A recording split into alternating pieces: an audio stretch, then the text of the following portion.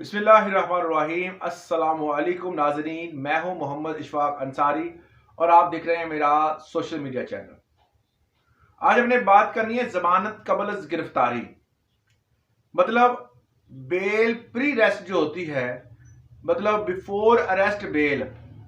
अगर किसी बंदे के खिलाफ कोई भी क्रिमिनल केस जो है कोई बन जाता है, एफआईआर दर्ज हो गई है या किसी एफआईआर में वो बंदा नामजद है और उसके खिलाफ अगर एफआईआर हो गई है और उसे इल्म हो गया है कि फलां जगह पर फलां थाने में मेरे खिलाफ एफआईआर दर्ज है, तो वो सबसे पहला काम जो उसे करना चाहिए वो ये है कि वो बंदा फौरी तौर पर अपनी जमानत कबल गिरफ्तारी, प्री अरेस्ट बेल जिसे बिफोर अरेस्ट बेल भी कहते हैं, वो करवाए। अब बिफोर अरेस्ट बेल की ग्राउंड्स क्या होती हैं, किस ग्राउंड पे वो अप्लाई कर सकता है और कौन सा कानून इसकी इजाजत देता है।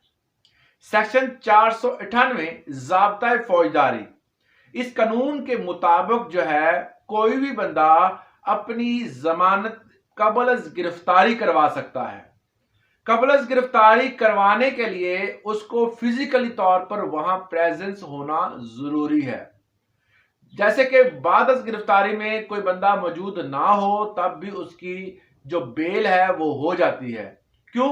क्योंकि वो बंदा जो है वो जेल में होता है, अरेस्ट होता है, तो वो बंदा पेश नहीं हो सकता। अक्सर औकात पेश भी कर देती है अदालत, तब जो है उस बंदे की जो जमानत बाद गिरफ्तारी है वो हो जाती है। मगर कबल गिरफ्तारी अगर होती है तो वो बंदा अदालत में फिजिकली अपीयरेंस लाजमी है। क्यों लाजमी है? क्योंकि वो जज के सामने आकर इस चीज का इकरार करेगा कि मैं ये जुर्म जो किया है इस हवाले से जो एफआईआर मेरे ऊपर हुई है ये सरासर जो है वो गलत है, मनगढ़ंत है, मेलाफाइड है, मिली भगत से ये जो मेरे ऊपर एफआईआर करवाई गई है। मैं जो है वो इसको फेस करने के लिए तैयार हूं, मगर मुझे गिरफ्तारी के हवाले से जो मामलात हैं अगर वो हो जाती है तो मैं सच्चाई जो पेश करना चाहता हूं वो नहीं कर सकता, या किसी किस्म का भी जो मेरी जो रेपुटेशन है वो खराब होगी। मैं जी फलां फलां पर्पस के लिए बाहर हूं, मैं अवामी नुमाइंदा हूं, मैं अगर अदालत में गया तो मेरी इज्जत नफ्स जो है वो मजरूह हो जाएगी। डिफरेंट डिफरेंट कोई भी आप जो है वो अदालत में खड़े होकर जो भी आप बता सकते हैं अपने हवाले से वो बताएं। अगर उस हवाले से अदालत जो है वो इस चीज से एग्री होती है तब अदालत जो है वो आपसे कुछ शॉर्टी बॉन्ड मांगेगी या वो कहेगी मचल के जमा करवा दे। मचल के बेसिकली एक गवाही होती है किसी बंदे की कि ये बंदा जो है वो कहीं नहीं जाएगा, ये इस केस का सामना करेगा, अदालत जब भी बुलाएगी ये पेश होगा। अगर वो अदालत में पेश नहीं होता तो जिस बंदे ने जमानत दी होती है वो बंदा जो है वो अरेस्ट भी हो सकता है। तो इसीलिए जब भी किसी बंदे की गवाही दें या किसी बंदे को जो है वो आपकी गवाही पर या आपने जो मचलके दिए हैं वो उस पर वो बंदा रिहा हो तो फौरी तौर पर आप ये चीज लाजमी करें कि उस बंदे को पाबंद करें कि आपने लाजमी पेश होना है। दूसरी चीज ये है कि आपने इस हवाले से लाजमी ये चीज क्लियर कर लेनी है कि वो बंदा जो है वो अदालत में जब भी बुलाए वो पेश होगा। अगर बंदा वो पेश नहीं होता तो उसकी जमानत जो कबल गिरफ्तारी है वो भी खत्म हो सकती है और बंदा अरेस्ट हो सकता है।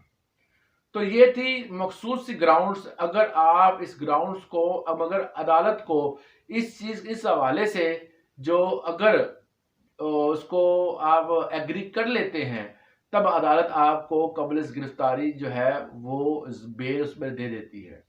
अब बात आती है कि बेल कहाँ रखी जाए। अगर आपने क्रिमिनल केस में नामजद हैं, आपके ऊपर एफआईआर है, तो आप सेशन कोर्ट में ही दायर करेंगे। सेशन कोर्ट से आगे अगर कोई स्पेसिफिक है, मतलब खास क्राइम किया है, तो वो एंटी करप्शन में भी जा सकते हैं, एफआईए में भी जा सकते हैं, कोई भी जो स्पेशल कोर्ट है उसमें भी जा सकते हैं। तो ये एक सिलसिला होता है जिस हिसाब से वो आपका क्राइम होगा, किसी बंदे का क्राइम जिसमें वो नामजद मुजरम होगा या मुलजम होगा, तो उसमें उस बंदे को इस कोर्ट से जमानत करवाना होगी।